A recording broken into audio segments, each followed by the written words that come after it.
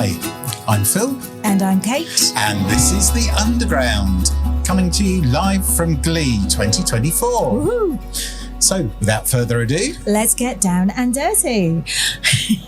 And today I am delighted to be joined on day 2 of Glee 24 by Jayne Hinkling, who is, among many things, the Allotment Cook, BBC Radio Lincolnshire's gardening expert, and, well, lots of other things that we're going to talk about. So welcome, Jayne, to The Underground. Yeah, welcome, Jayne. Excellent. Thank you for having me. No. Exciting stuff.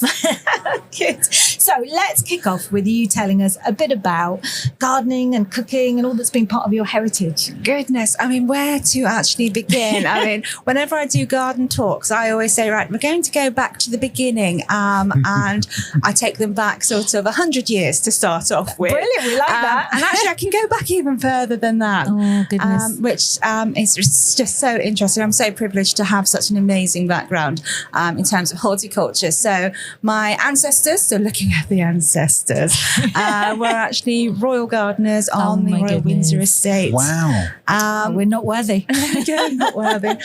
So yeah, Virginia Water area, which yes. goes straight into lovely. the Windsor area. And actually, if we go back sort of a few hundred years, I actually had some of the ancestors who moved over to Virginia in America, and then they moved back to Virginia Water. Okay. So quite often you have historians looking at the history of that particular area and saying, well, we can't see any links with Virginia in America. So, well, actually, no, there is, because my family. Right.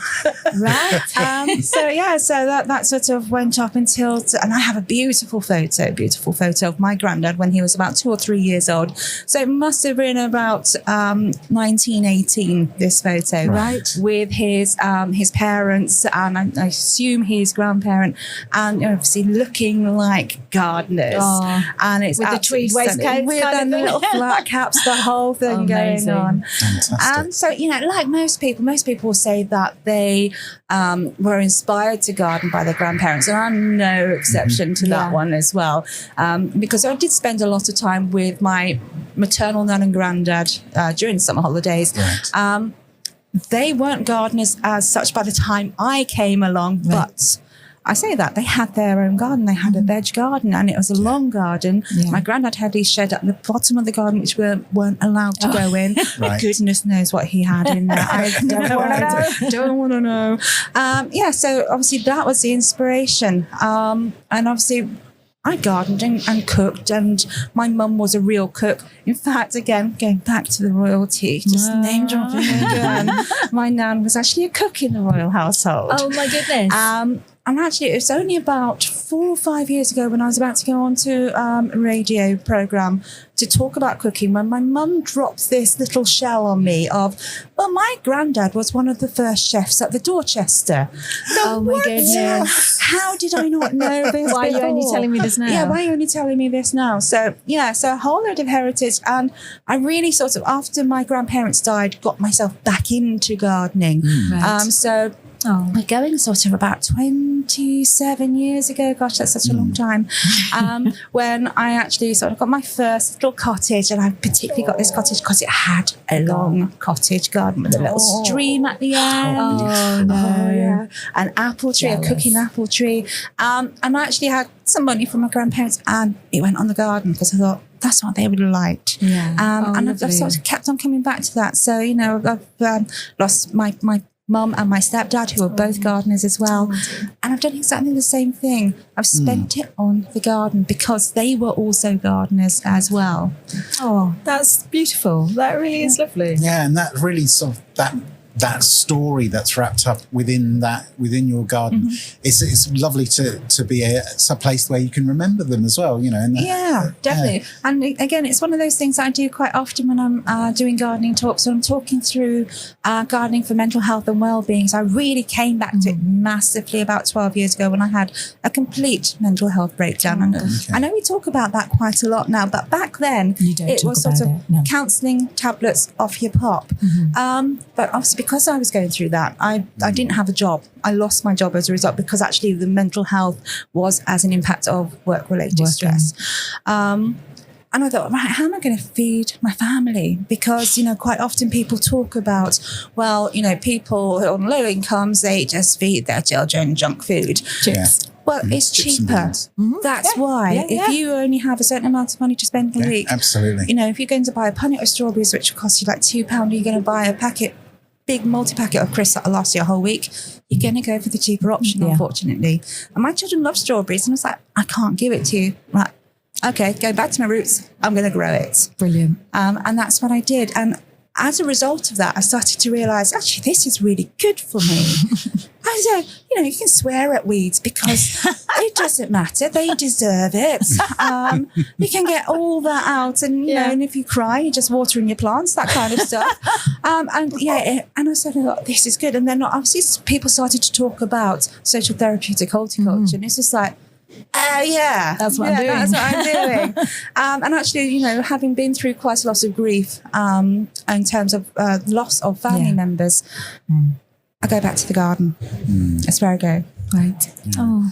So you have this, I think you've explained that really well, this connection between gardening and food. Yeah. What made you turn that into your vocation? Oh, well. Is it your vocation? I think it's because I know what it's like. So I do an awful lot of community growing, community gardening. Obviously working with children because I am a teacher by trade, which I still do on a part-time basis in amongst everything else. Squeeze it in. Crazy. So, because I know what it's like, and quite often you see people doing community gardening, it's just like, well, that looks lovely. Is it what people need? And I love the fact at the moment, I've actually worked with quite a few community allotment groups, designed their allotments, come up with ideas as to how they can get funding, how they can get support to do that. And just over the last 6 weeks during the summer holidays, working with one particular food larder, we've actually been feeding between 500 and 600 people a week. Wow. That's a massive number. Which is, and if we weren't doing that, this is the amount of people who would have gone hungry. That's crazy. That's crazy. So, and also obviously I'm doing lots of the florals and the interest around towns, sort of big planters, looking at sustainability, biodiversity and all this kind of stuff, because actually it's not just sort of what's in your belly, it's also what is around you in your environment as well. So they all go hand in hand. But I always say to people, it starts with those physiological needs. If you haven't got food, if you are hungry, you're not going to have that self-worth, that self-esteem, that sense of belonging, because you're rightly going to be focused on the fact that you need the basics. Yeah. So let's go back. The Allotment Cook was established as an online community, offering inspiration. So how did you make that transition from online to working within the industry as you do now, from writing, presenting, influencing? It was an accident. Okay. Happy accident. It was an accident. I had no plan on doing any of this. So basically I started, obviously I had my allotment growing for food, and I was just like, at the time, obviously quite a while ago, no, there's nobody out there really talking about sort of how you grow stuff and feeding and using recipes. I'm just going to start off a little Facebook members page. And see, if people can just start talking, sharing ideas. And that took off really well. I was like, oh, okay then. And then my members who I absolutely love, they saved me, to be honest. Oh, really? And they asked me, sorry. No. Get emotional. They saved me. But they said to me, right, okay, well, it's easy to have all these files and things, but, quite a lot of them traditional wanted a book. Can we put those into a book? Okay, then we'll put them into a book. So self-published in 2016, created the Allotment Cook A to Z recipe book, which was a collaboration with the members of the community page. So it's a mixture of their recipes, and I have named them. So I said, I've named and famed you.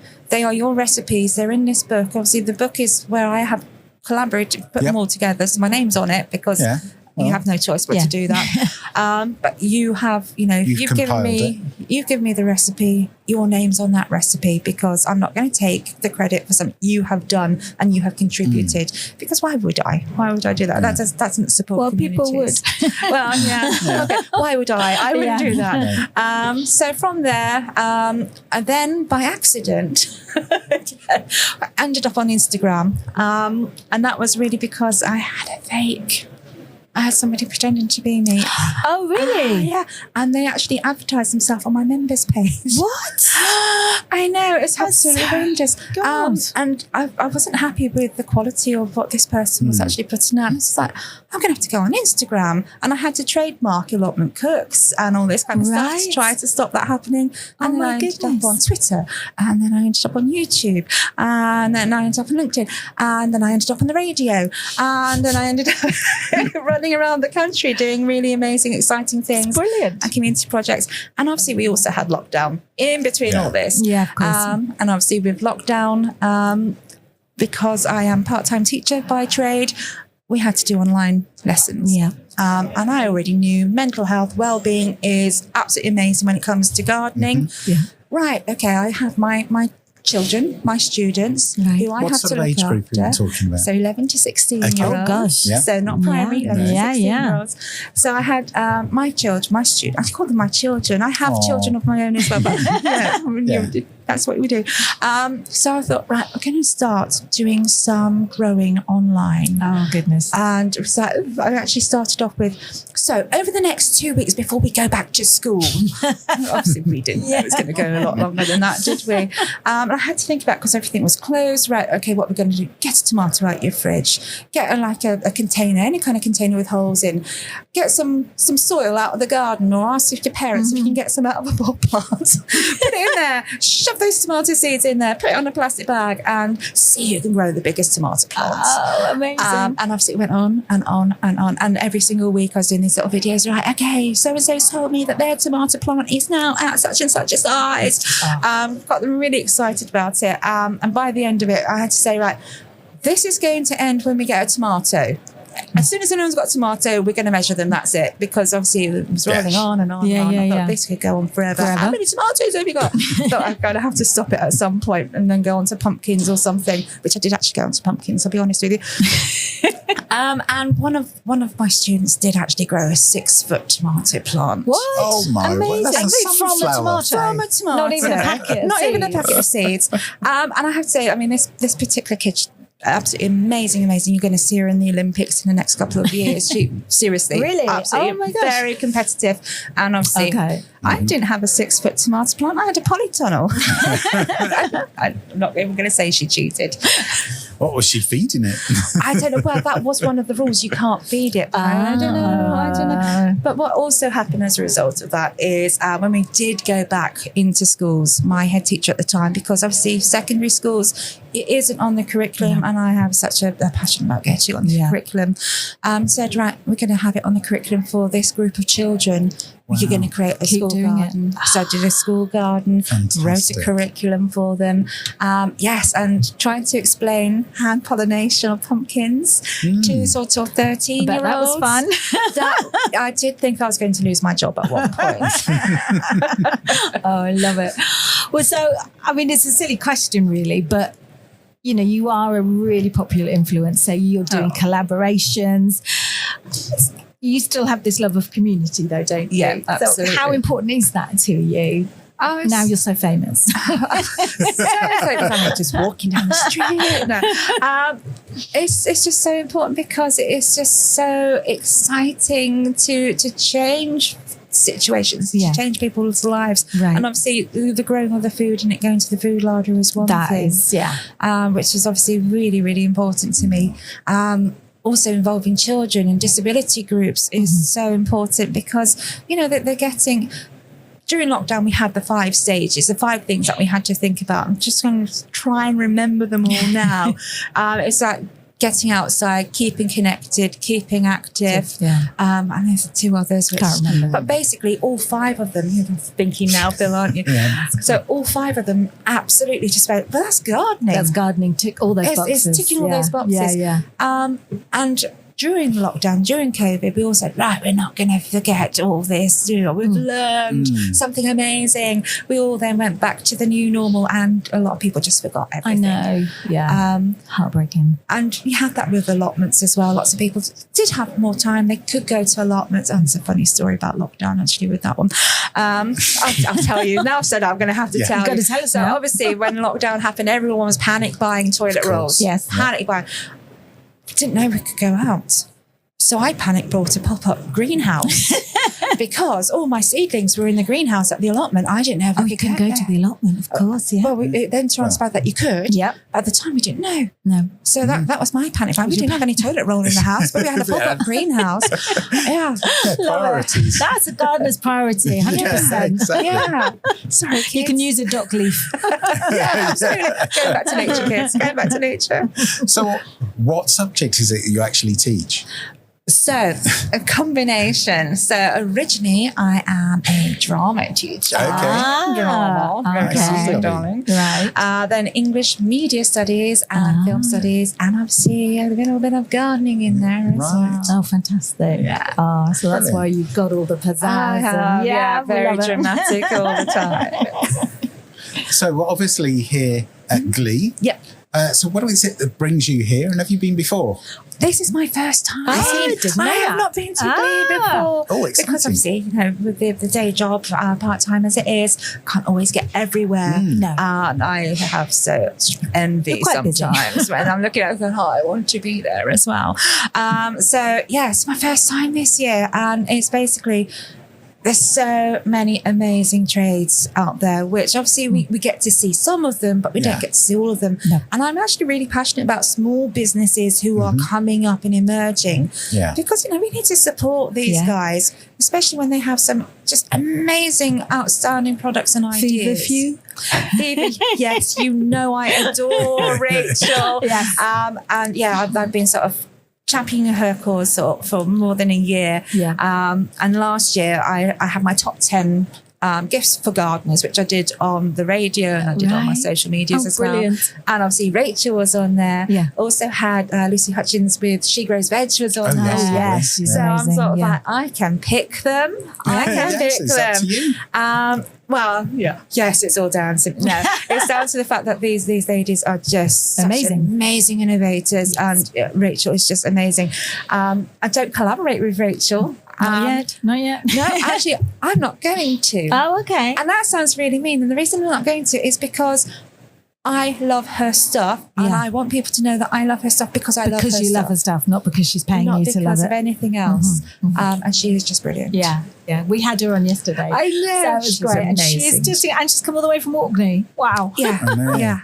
Have you had a chance to have a look round Has anything caught your eye? Oh gosh! I mean, I've just seen. Is it Escallon who have got the most amazing structures and frames? Oh. Which is like wrought iron, and okay. I've just sort of gone. It's amazing. And then I was talking to the guys there, and I said, "Oh, you need to talk to so and so. He does drop shipping as well, and he does this because it's a family business." I was like, "Oh, he does drop." And he might build it. So I tell you what, get him over here, because if he can get that in my truck and he can build it for me, I'll be happy as anything. Absolutely stunning things. Obviously, Fever Few are here. Heart of Eden. Yes, we're going to talk about that. Yeah. My guys, they are here. So I've obviously spent a little bit of time with them this morning. Taylor's Bulbs. So I am Lincolnshire. So I've been over, and you've actually not long ago had Taylor's Bulbs on. That's right, yeah. Absolutely fabulous, and they've Fabulous got family business, aren't they? Again, I love my family businesses. I'm actually missing British Garden Centres here today because they are my local Lincolnshire family business as well. So yeah, Lincolnshire family business. Everything goes on in Lincolnshire. I mean, non-gardening related. So I just met this lady, Kimmy B, and she's got these scents, and obviously florals, and there's like essential oils. And rather than reed diffusers, she's actually got this sandalwood sort of flower, which actually helps to get that sort of scent out to your room much more. Aroma distributor. Yes, sort of that's thing. the better Have you word seen for it? No, I haven't. But it sounds amazing. Sounds like we're going to do it. Even better is some of her products actually support Pancreatic Cancer UK as well. Wow. So I'm my just goodness. like, I love you even more because you're charity as well. So yeah, all about community. Have a look at that. So many things. I need to sort of keep going around though. Definitely. Yes. And there's like 3 halls. It's massive. And there's Source Garden as well. So goodness me. So you briefly touched on Heart of Eden, and you work in collaboration with them, and they're here exhibiting. So how does a collaboration work? And how have you found working with their peat-free compost? I have been actually using their peat-free compost from before I was collaborating with them. So again, it's one of those things that, you know, just like I wasn't going to steal people's ideas for their recipes, why would I? Okay. I'm not going to promote a product that I don't like or don't use, because, I mean, why lie? And especially if you end up sort of, and it has been over a year that I've been working with the guys, if you've got a long sort of relationship that's developing, it's got to be based on truth, otherwise it's not going to sustain itself. And I do use it. I use all the products across my whole allotment. Well, you wouldn't want to keep using it if it wasn't any good. Yeah, because you are growing. Yeah, so, and I'll be honest, I have stuck with it. sort of done that in the past where I've been sent things and I've used it and I was just like, it scorched my plants. Ooh. You know, from other producers. I'm not going to name who they are. So Off yeah. record. No, I'm not going to do that. Oh, I'm well trained. So yeah, I love their products. So I sort of just started talking about, I love your products. And they went, we love what you do. And I was just like, that's amazing. You're amazing. And it's like little conversations. It's like, yeah, I want to work with you. And then, started with that collaboration sponsorship, which was really quite organic, like I like my gardens, and natural. And it just came together. It's brilliant. Oh, fantastic. So what are some of the opportunities that you've got coming up over the next year? Oh, goodness me. There's just so many things. Sometimes I'm a bit flying by the seat of my pants because I still have a lot of the community stuff going on. Right. Radio. We're obviously looking for more collaboration, seeing what else I can do. Right. I've just spoken to a few people here today. There's an absolutely amazing little sort of bird feeder with a camera on. I'm just speaking to the girls over there. Yeah, You've that got sounds to get interesting. hold of them. Yeah. We'll have a look. And that's really exciting because again, it's wildlife and we've got to look after our biodiversity and our wildlife. It's something I really believe in. And I said, we can collaborate. I said, no, you're a small company, you're an emerging company. And I just want to keep on championing, those people up and coming because one day they're going to be doing all the big stuff. Yeah. Then they can come to you. And then they can come back to me and say, A little thank you. Yeah. Exactly.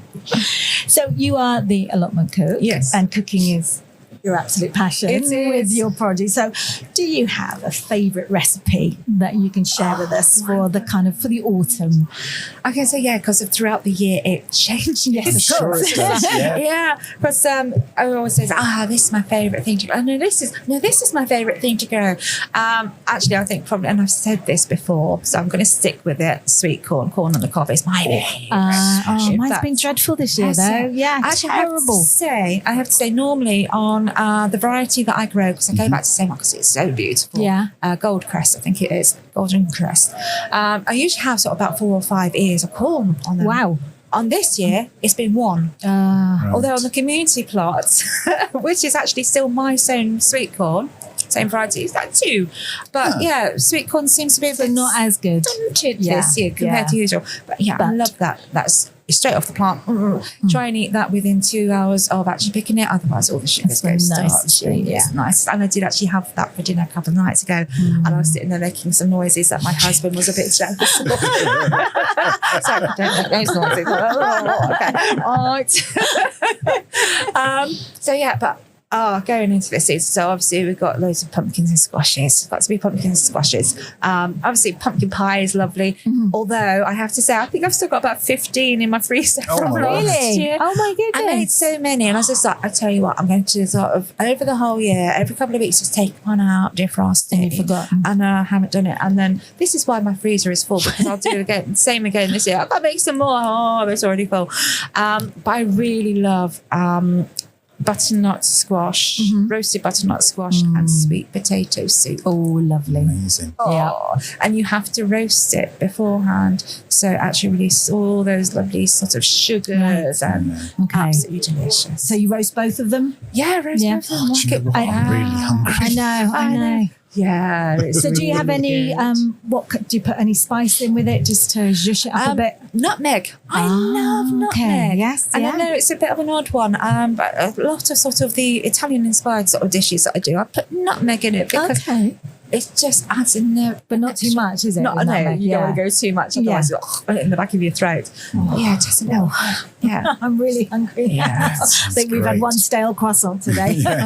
So now I'm thinking about roast parsnip and red pepper soup as well. Soup. Soup. I love soup. And actually, this morning it was autumn, wasn't it? It if not was, winter, yeah. actually. I know. It's So just like, chilly. don't know what to wear all the time. So yeah. Temperatures falling. Layers. No such thing as the wrong weather. Just the wrong clothes. Exactly. Well, I think that's a really good place to leave it. So thank you so much, Jayne, for coming to see us today. Yeah, thank you so much. Thank And you. enjoy the rest of the show. I will. Yes, enjoy.